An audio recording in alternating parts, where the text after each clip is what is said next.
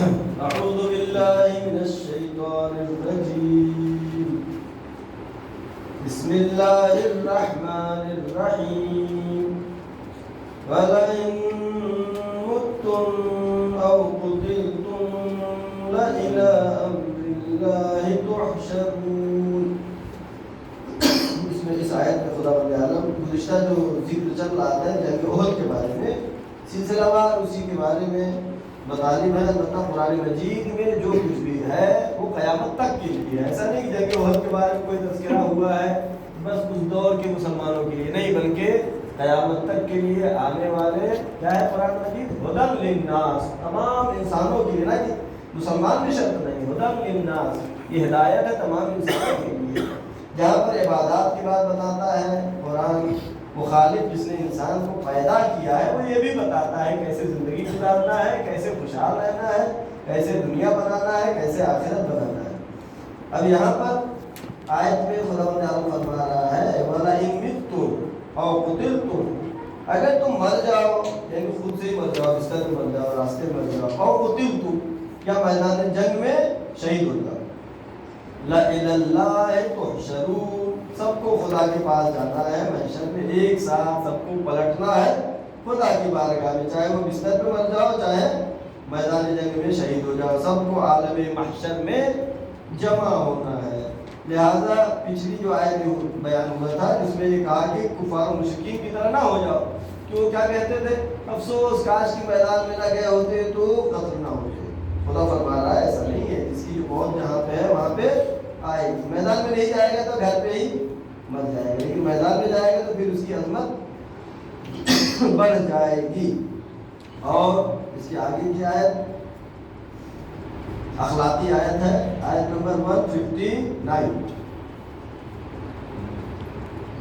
فَبِمَا رَحْمَةٍ مِّنَ اللَّهِ لِنتَ لَهُمْ وَلَوْ كُنْتَ فَظًّا غَلِيظَ الْقَلْبِ لَانفَضُّوا مِنْ حَوْلِكَ فَاعْفُ عَنْهُمْ وَاسْتَغْفِرْ لَهُمْ وَشَاوِرْهُمْ فِي الْأَمْرِ فَإِذَا عَزَمْتَ فَتَوَكَّلْ عَلَى اللَّهِ إِنَّ اللَّهَ يُحِبُّ الْمُتَوَكِّلِينَ.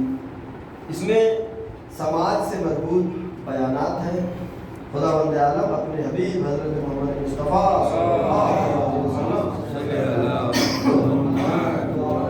سے خطاب کر کے فرما رہا فَبِمَا رَحْمَةٍ مِّنَ اللَّهِ، اگر اللہ کی رحمت آپ پہ نہ ہوتی لِنْتَ لَهُمْ کہ تم ان لوگوں سے نرمی سے نرم دلی سے نہ بات کرتے، نرم دل نہ ہوتے، نرم دلی سے نہ بات کرتے تو کیا ہوتا وَلَوْ كُنْتَ فَظًّا غَلِيظَ الْقَلْبِ. یہ ہمارے لیے بھی ہے، اگر انسان سخت دل ہے، انسان سخت مزاج ہے، اس کو لوگ چاہتے نہیں، ہو سکتا اس کی عزت کرتے ہو ڈر کے مارے، لیکن دل سے عزت نہیں کرتے. دل ڈر ختم ہو جائے گا عزت بھی ختم ہو جائے گی. لیکن اگر سخت نرم دل آدمی ہے اس کو ہر ایک چاہتا ہے. فَبِمَا رَحْمَةٍ مِّنَ اللَّهِ، اللہ کہہ رہا ہماری رحمت ہے رسول آپ کے اوپر کہ ہم نے آپ کو نرم دل پیدا کیا ہے. وَلَوْ كُنْتَ فَظًّا غَلِيظَ الْقَلْبِ، اگر آپ ہوتے فَظًّا غَلِيظَ الْقَلْبِ، فَظًّا کے معنی ہے کہ یعنی انداز گفتگو سخت ہونا، سخت لہجہ ہونا، زبان سے سخت ہونا. غلیظ القلب یعنی دل کا سخت ہونا. اگر آپ زبان سے سخت ہوتے، دل کے سخت ہوتے تو کیا ہوتا؟ وہ رسول جو رحمت للعالمین ہے، خدا کہہ رہا ہے لَانفَضُّوا مِنْ حَوْلِكَ، لوگ آپ کو چھوڑ کے چلے جاتے ہیں، لوگ آپ کے پاس سے دور ہو جاتے ہیں. اب حکم ہو رہا ہے رسول اللہ کو، ٹھیک ہے یہ میدان چھوڑ کر کے بھاگ گئے آپ کو تنہا، رسول اللہ کے دندان مبارک میں شہید ہوا، جناب حمزہ کی شہادت ہوئی جنگ احد میں. خدا جو رحیم ہے کہہ رہا فَاعْفُ عَنْهُمْ، اوپر عذاب کے لیے ذکر ہوا فَاعْفُ عَنْهُمْ وَاسْتَغْفِرْ لَهُمْ، اے میرے رسول ان کو معاف کر دیجئے، ان کے لیے استغفار کی دعا کیجئے. اب یہاں پر ایک سماجی ہے ہر ایک کے لیے فائدہ مند آیت میں لفظ وَشَاوِرْهُمْ فِي الْأَمْرِ، رسول سے حکم ہو رہا ہے یہ ہم کو بتانے کے لیے اپنے کاموں میں لوگوں سے مشورہ لیجیے.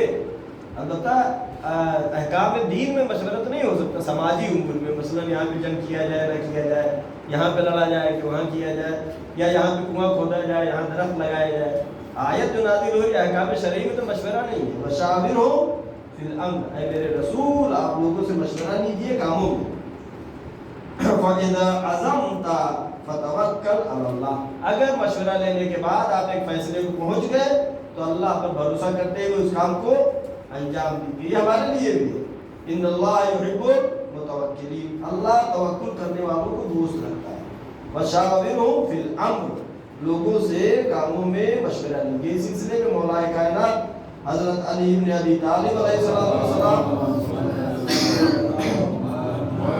یہ ایک حدیث ہے، مفصل حدیث ہے، میں اس کا مختصر سے ترجمہ پیش کر رہا ہوں، جس میں امام فرماتے ہیں لوگوں سے مشورہ کرو. کوئی کام کرنا ہے اس میں لوگوں سے مشورہ کرو. اس کا فائدہ کیا ہے؟ اس کے دو فائدے ہیں. اگر اس میں آپ کامیاب ہو گئے، اسے ایک بزنس کرنا ہے، آپ نے لوگوں سے دوستوں سے احباب سے مشورہ کیا، سب نے کہا ہاں ٹھیک ہے کرو. اب اگر آپ کامیاب ہو گئے تو کامیاب جب انسان ہوتا ہے تو لوگ کیا ہوتے ہیں؟ اس سے حسد کرنے لگتے ہیں. جب آدمی کامیاب ہوتا ہے تو کیا ہوتا ہے؟ اس سے حسد کرنے لگتے ہیں. لیکن جسے آپ نے مشورہ لیا ہے وہ اپنی کامیابی سمجھتا ہے. میں نے مشورہ دیا تھا اسی لیے مودی صاحب کی دکان اچھی چل رہی ہے ماشاء اللہ. تو کیا ہوگا؟ وہ حسد نہیں کرے گا، بلکہ کیا ہوگا؟ وہ اپنی ہی ترقی سمجھتا ہے. ٹھیک، ایک بات تو یہ وشاورہم فی الامر، لوگوں سے کاموں میں مشورہ کیجیے. اور اگر بگڑ گیا کام، کامیاب نہیں ہوا انسان میں دوست ہوتا ہے، کامیاب ہو گیا نہ کام، تو جن سے مشورہ لیا ہے وہ آپ کو کچھ کہتے ہیں، کچھ نہیں کہیں گے ارے ہمیں نے تو مشورہ دیا تھا. لہٰذا مشورہ جو ہے بہترین چیز ہے کہ اللہ اپنے رسول سے کہہ رہا ہے وشاورہم فی الامر، لوگوں سے مشورہ لیجیے. لہٰذا جنگ احد میں جب جنگ کی بات آئی کہ کفار مشرکین حملہ کرنے والے ہیں، پتہ چلا تو رسول نے مشورہ لیا. کہا شہر کے اندر لڑا جائے کہ شہر کے باہر؟ کچھ لوگوں نے کہا شہر کے اندر، کچھ نے کہا شہر سے باہر. اس میں بھی اختلاف ہو گیا. آپ نے سنا روس میں کہ دو گروہ ہو گئے. کچھ تو چلے گئے کہ ہم شہر میں ہی لڑیں گے، باہر نہیں جائیں گے. کچھ جو ہے کہے کہ نہیں. بہرحال اختلاف ہوا. اب یہاں پر ایک حکم ہے، آخری فیصلہ آپ کا ہونا چاہیے. مشورہ لینے کے بعد فَإِذَا عَزَمْتَ، جب آپ نے عزم کر لیا، فَتَوَكَّلْ عَلَى اللَّهِ، اللہ پہ بھروسہ کر کے کام کو شروع. اور توکل پر خدا کا مطلب کیا ہے؟ خلاصے میں بیان کروں. پیغمبر اکرم حضرت محمد مصطفیٰ صلی اللہ علیہ وسلم کے سامنے ایک عرب آیا، اس نے کہا ہم اللہ پہ بھروسہ کرتے ہیں. اپنے اونٹ کو بغیر باندھے ہوئے اسی طرح چھوڑ دیا، کہا اللہ کے بھروسے. رسول اللہ نے کیا فرمایا؟ پہلے اس کا پیر باندھ دو، اس کے بعد اللہ پہ بھروسہ کرو. اللہ کے بھروسہ کا مطلب یہ ہے نہیں کہ کہتے اللہ کے بھروسے پہ اپنی باغ ایسے ہی چھوڑ کے جا رہے ہیں، اللہ کے بھروسے پوری دکان چھوڑ کے جا رہے ہیں. یہ نہیں. آپ تالا بند کیجیے، سیفٹی کا پورا انتظام کیجیے. فَتَوَكَّلْ عَلَى اللَّهِ، پھر تالے پہ بھروسہ نہیں کیجیے، تالا تو بند کر دیا آپ نے، اس کے بعد اللہ پہ بھروسہ کرنا ہے. یعنی پہلے میں نے کہا کہ اپنے اونٹ کو پہلے باندھ لو، پھر اللہ پہ بھروسہ کرو. نہ کہ جو کھلا چھوڑ دو کہ اللہ کے بھروسے. یہ نہیں ہے. توکل کا مطلب یہ ہرگز نہیں ہے. ان اللہ یحب المتوکلین، اللہ توکل کرنے والوں کو دوست رکھتا ہے. ایک آیت اور پڑھ دے، آیت نمبر 160.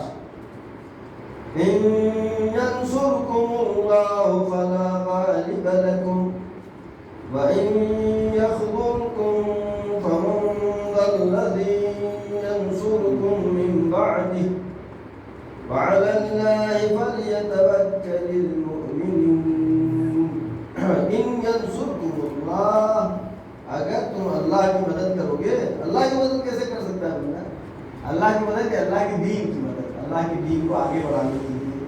إِنْ يَنْصُرْكُمُ اللَّهُ فَلَا غَالِبَ لَكُمْ، اگر تم اللہ کی مدد کرو گے تو تمہارے پر کوئی غالب آنے والا نہیں، ہمیشہ تم غالب رہو.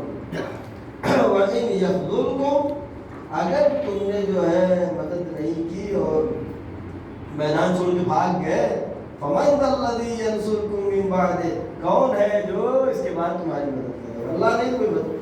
وَعَلَى اللَّهِ فَلْيَتَوَكَّلِ الْمُؤْمِنُونَ. گزشتہ آیت میں رسول کے لیے تذکرہ تھا، یہاں پر خدا تعالیٰ ڈائریکٹ مومنین سے کہہ رہا ہے وَعَلَى اللَّهِ فَلْيَتَوَكَّلِ الْمُؤْمِنُونَ. مومنین کی پہچان ایک یہ ہے کہ اللہ پر بھروسہ کرے. جو اللہ پر بھروسہ کرے اس کے لیے دنیا کی زندگی خوشحال زندگی گزرتی ہے. لیکن اللہ پہ بھروسہ کا مطلب وہ نہیں ہے جو لوگ سماج میں عام کیے ہوئے ہیں، کسی طرح کھلا چھوڑ دو کہتے اللہ پہ بھروسہ نہیں، بلکہ صفا حفاظت کے پورے انتظامات کرنے کے بعد پھر اللہ پر بھروسہ کرنا، وہ اس کے لیے تاکید ہوئی ہے. نہیں کہ جو ہے کھلا ہوا چھوڑ دیں، کہہ دیں کہ اللہ کے بھروسے ہم نہیں کریں گے، ایسا نہیں۔ صدق اللہ